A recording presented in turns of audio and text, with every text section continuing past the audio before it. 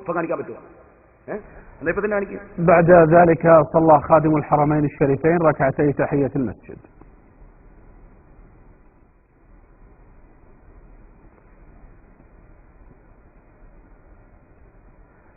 ثم أدى خادم الحرمين الشريفين صلاة العصر مع جموع المصلين في المسجد النبوي الشريف.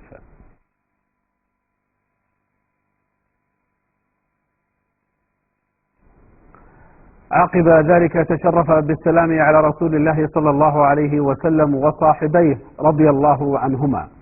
وقد رافق خادم الحرمين الشريفين في زيارته للمسجد النبوي الشريف صاحب السمو الملكي الأمير نايف بن عبد العزيز النائب الثاني لرئيس مجلس الوزراء وزير الداخلية، وصاحب السمو الملكي الأمير ممدوح بن عبد العزيز، وصاحب السمو الملكي الأمير عبد الإله بن عبد العزيز مستشار خادم الحرمين الشريفين. സൗദിയിൽ നിന്നുള്ള അനൗൺസാണ്.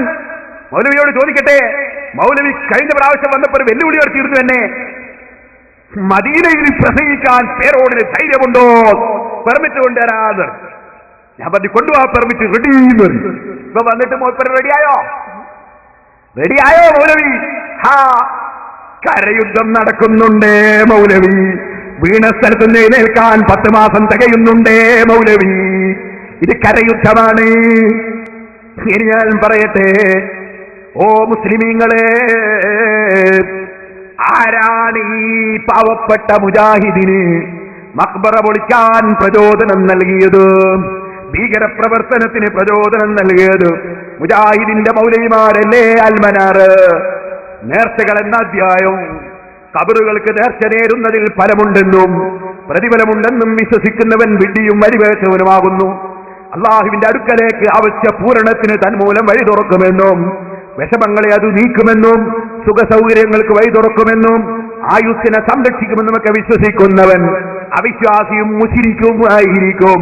അവനെ കൊല്ലല് നിർബന്ധമാണ്. മുജാഹിദേ, പച്ച മലയാളത്തിൽ നിങ്ങൾ ഇറക്കിയ നിങ്ങളെ മുഖപത്രമല്ലേ അൽമനാറ്. മഖ്ബറയിലേക്ക് നേർച്ച നേരുന്ന ഒരു മുശിരിക്കീങ്ങളാണെന്നും അവരെ കൊല്ലല് നിർബന്ധമാണെന്നും നിങ്ങൾ എഴുതി വെച്ചില്ലേ? നിങ്ങളാണോ സലഫിയെ ഇവിടെ വന്നിട്ട് ഞങ്ങൾക്ക് അങ്ങനത്തെ പരിപാടി ഇല്ലെന്ന് പറയുന്നത്? പറയണം സലഫിയെ, പറയണം മൗലവിമാരെ. നിങ്ങൾ അൽമനാറിൽ അങ്ങനെ ഇല്ലേ? കൊല്ലാൻ തന്നെ പറഞ്ഞിട്ടില്ലേ? ജാറം പൊളിക്കാൻ മാത്രമല്ലല്ലോ പറഞ്ഞത്. ഇനി നിങ്ങൾ പൊളിച്ച ജാറമൊക്കെ ഞാൻ മുമ്പ് കാണിച്ചതല്ലേ? അതിന്റെ റിപ്പോർട്ട് ഈ മൗലവിയുടെ പുസ്തകത്തിൽ നിന്ന് വായിച്ചതല്ലേ? നിങ്ങൾ അതാ ഹുസൈൻ റളിയല്ലാഹു അൻഹുവിന്റെ കർബയിലെ ജാറം പൊളിച്ചിട്ടില്ലേ? അലി ഇബ്നു അബീ താലിബിന്റെ ജാറം പൊളിച്ചിട്ടില്ലേ? ഖദീജ ബീവിന്റെ ജാറം പൊളിച്ചിട്ടില്ലേ? ഹംസ റളിയല്ലാഹു അൻഹു ജാറം പൊളിച്ചിട്ടില്ലേ? എന്നിട്ട് നിങ്ങൾ മദീനത്തെ ജാറം പൊളിച്ചിട്ട് അതാ റൗദയിലുള്ള അതാ രത്നങ്ങളും പടങ്ങളുമൊക്കെ നിങ്ങൾ കവർച്ച ചെയ്തിട്ടില്ലേ? നിങ്ങൾ കഅബത്തൊന്നും കവർച്ച ചെയ്തിട്ടില്ലേ?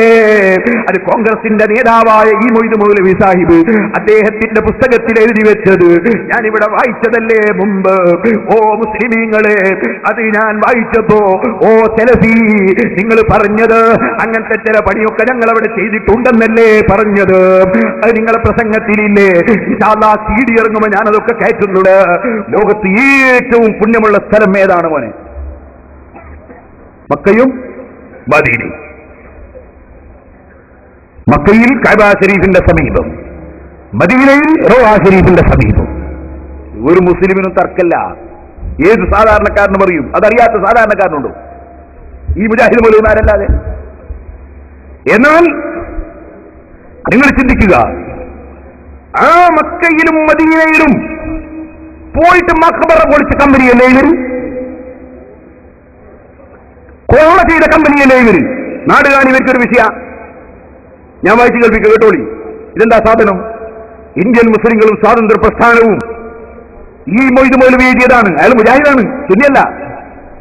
ഈ പുസ്തകത്തിന് അവതാരിക എഴുതിയത് CH മുഹമ്മദ് വായ സാഹിബാണ്. ഈ പുസ്തകത്തിൽ അയാൾ എഴുതുന്നത് കണ്ടോ? ഈ മൊയ്ദ് മൗലവി ഷെയ്ഖിന്റെ വഫാത്ത് എന്ന് പറഞ്ഞാൽ ഇബ്നു അബ്ദുൽ വഹാബിന്റെ വഫാത്ത്, നിര്യാണം. ഏതാണ്ട് 90 വയസ്സ് പ്രായമെത്തിയ ഷെയ്ഖ് മുഹമ്മദ് ബിൻ അബ്ദുൽ വഹാബ് ഹിജ്റ 1206 ക്രിസ്താബ്ദം 1792 ഇഹലോകവാസം വെടിഞ്ഞു. ഇയാൾ ചെയ്ത പണി എന്താ? ഇയാൾ ജനിച്ചത് നജിദിലാണ്. നജിദിനെ സംബന്ധിച്ച് നബി സല്ലല്ലാഹു അലൈഹി വസല്ലം തങ്ങൾ അല്ലാഹുമ്മ ബാരിക് ലനാ ഫീ യമനിന, അല്ലാഹുമ്മ ബാരിക് ലനാ ഫീ സാമിന എന്നൊക്കെ ദ്വാരുന്നപ്പോ, ഷാമിനും യമനൊക്കെ ദ്വാരുന്നപ്പോ സഹാബത്തിൽ ചിലർ പറഞ്ഞു, ഈ നജിദിനായ റസൂലുള്ളാഹ്, നജിദിന് വേണ്ടി ബർക്കത്തിന് ദ്വാരം തരുന്ന നബിയെ 3 പ്രാവശ്യം പറഞ്ഞിട്ട് ദ്വാരം നിർത്തില്ല. ഇന്നെന്താ അവിടെ നിന്നാണ് കുലുക്കം, അവിടെയാണ് ശൈത്താന്റെ കൊമ്പ് പ്രത്യക്ഷപ്പെടുക എന്ന് പറയും. അപ്പറഞ്ഞ നജിദിൽ, ആ നജിദിൽ ജനിച്ച ആളാണ് ഇബ്നു അബ്ദുൽ വഹാബ് എന്ന് പറഞ്ഞത്. അയാൾ അനുയായികളാണ് സർവ്വമുജാഹിദീങ്ങൾ. അല്ലാഹുവിന്റെ റസൂൽ ബർക്കത്തിന് ദുആർക്കൂല, ശൈത്താന്റെ കൊമ്പ് പ്രത്യക്ഷപ്പെടുന്ന സ്ഥലത്ത് ആ ഇബ്നു അബ്ദുൽ വഹാബിന്റെ ആൾക്കാർ എന്ത് ചെയ്തു? നജിദികൾ എന്ത് ചെയ്തു? പറയട്ടെ, മൊയ്ത് മൗലവി പറയട്ടെ. ഹിജാസിലെ ആറിത്തണുത്ത പഴയകാലം വീണ്ടും ചൂടുപിടിച്ചു. അതിനൊരു പ്രത്യേക കാരണമുണ്ടായി. നജിദികളുടെ തീഷ്ണതയുള്ള വാദഗതിയോട് ഹറമിലെ ഉലമാക്കൾക്ക് യോജിക്കാൻ കഴിഞ്ഞില്ല. ഹറമിലെ ഉലമാക്കള് നജിദികളുടെ അഭിപ്രായത്തോട് യോജിച്ചില്ല. ബുഖാരിയിൽ നമ്മൾ നേരത്തെ എന്തായാലും പഠിച്ചത്, ബുഖാരിയിൽ ഒരു അധ്യായം നബി സല്ലല്ലാഹു അലൈഹി വസല്ലം തങ്ങൾ പറഞ്ഞതിൽ പറയുന്ന അധ്യായം, വഹല്ല അല ഇത്തിഫാഖി അഹ്ലുൽ ഇൽം, വിവരമുള്ളവർ ഒരു വിഷയത്തിൽ യോജിച്ചാൽ ആ യോജിച്ച വിഷയത്തെ സ്വീകരിക്കണം എന്ന് അല്ലാഹുവിന്റെ റസൂൽ സല്ലല്ലാഹു അലൈഹി വസല്ലം പ്രേരിപ്പിച്ചതിൽ പറയുന്ന അധ്യായം. വമജ്തമ അലൈഹിൽ ഹറമാനി, മക്കയിലെ ഹറമും മദീനയിലെ ഹറമും ഒരു കാര്യത്തിൽ യോജിച്ചാൽ ആ യോജിച്ചത് അംഗീകരിക്കണം എന്നത് പഠിപ്പിക്കുന്ന അധ്യായം. ഇനി കേട്ടോളി. അവർ വീണ്ടും ഷരീഫിനെ സമീപിച്ചു. ഷരീഫ് അന്നത്തെ ഭരണാധികാരിയാണ്. ഷരീഫ് ഒരിക്കൽ കൂടി നജിദികൾക്ക് ഹിജാസിൽ പ്രവേശിക്കാൻ പാടില്ലെന്ന ഉത്തരവ് പുറപ്പെടുവിച്ചു. നജിദികൾ പഴയപടി സാമ്പത്തിക ഉപരോധത്തിന് തുനിഞ്ഞു. ഇറാഖ്, ഇറാൻ വ്യാപാര സംഘങ്ങളെ അലോസരപ്പെടുത്താൻ തുടങ്ങി. അങ്ങനെ പിന്നെ വെച്ചാൽ വ്യാപാരത്തിന് പോകുന്ന ആളുകളെ കൊള്ള ചെയ്യാൻ തുടങ്ങി വരും. എന്നിട്ട് പിന്നെന്താ ചെയ്തത്? മുജാഹിദീങ്ങൾ ചെയ്ത പണിയായി പറയുന്നത്. എന്നാൽ ഇത്തവണ ഈ തീപ്പൊരികൾ മധ്യ ഇറാഖിലും ഇറാനിലും എത്തി. ഹിജറ 1216, ക്രിസ്താബ്ദം 1802 കർബല, മുഅല്ല, നജി അസ്റഫ്, ബലദുൽ ഹുസൈൻ തുടങ്ങിയ രാജ്യങ്ങളെ നജിദുകാരി ആക്രമിച്ചു. അവിടങ്ങളിലെ ധനങ്ങളും ഖജാനകളും രത്നങ്ങളുമെല്ലാം പിടിച്ചെടുത്തു. അവ പട്ടാളക്കാരുടെ ഇടയിൽ വിതരണം ചെയ്തു. ഖബറുകളുടെ മേൽ പടുത്തുയർത്തിയിരുന്ന എടുപ്പുകൾ പൊളിച്ചു നീക്കി. ഖബറുകളുടെ മേൽ എടുത്ത എടുപ്പുകൾ പൊളിച്ചു നീക്കി.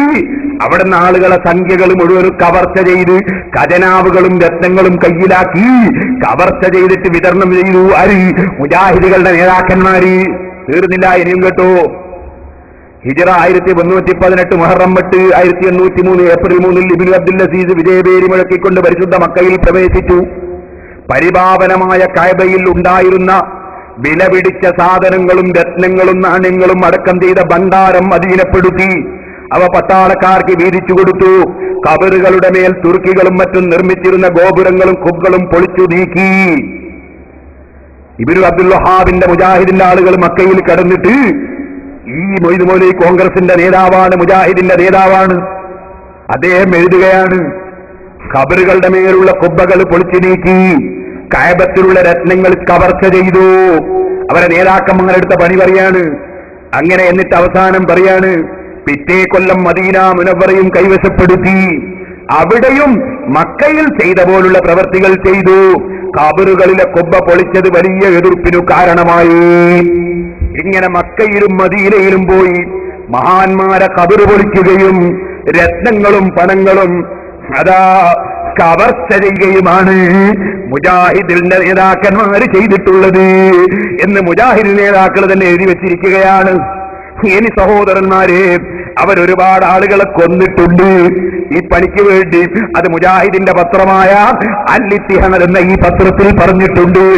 അത് ഞാൻ ഹുസൈൻ സലഫിയുടെ നാട്ടിൽ നിന്ന് വായിച്ച് കേൾപ്പിച്ചത് ഞാൻ ഇനി CD-യിൽ കയറ്റിക്കോളാം. ഇപ്പോൾ ഞാനതിലേക്ക് കടക്കുന്നില്ല. ഇത് സാമ്പിളിന് ഇത് മതിയല്ലോ.